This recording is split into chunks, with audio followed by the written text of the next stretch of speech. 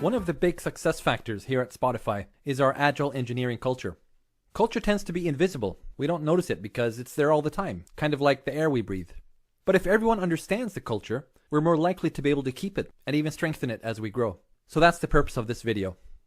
When our first music player was launched in 2008, we were pretty much a Scrum company. Scrum is a well-established agile development approach, and it gave us a nice team-based culture. However, a few years later, we had grown into a bunch of teams and found that some of the standard Scrum practices were actually getting in the way. So we decided to make all this optional. Rules are a good start, but then break them when needed. We decided that Agile matters more than Scrum, and Agile principles matter more than any specific practices. So we renamed the Scrum Master role to Agile Coach, because we wanted servant leaders more than process masters. We also started using the term squad instead of Scrum team, and our key driving force became autonomy. So what is an autonomous squad? A squad is a small, cross-functional, self-organizing team, usually less than 8 people. They sit together and they have end-to-end responsibility for the stuff they build. Design, commit, deploy, maintenance, operations, the whole thing. Each squad has a long-term mission, such as make Spotify the best place to discover music, or internal stuff like infrastructure for A/B testing. Autonomy basically means that the squad decides what to build, how to build it, and how to work together while doing it.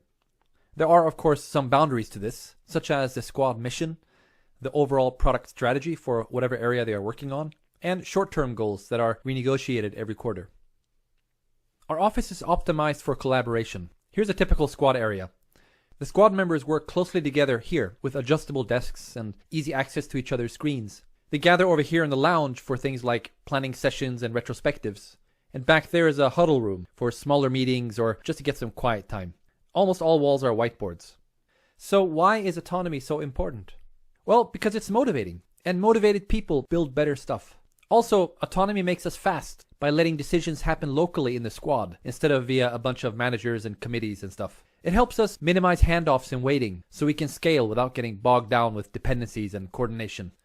Although each squad has its own mission, they need to be aligned with product strategy, company priorities, and other squads. Basically, be a good citizen in the Spotify ecosystem. Spotify's overall mission is more important than any individual squad. So the key principle is really be autonomous, but don't sub-optimize.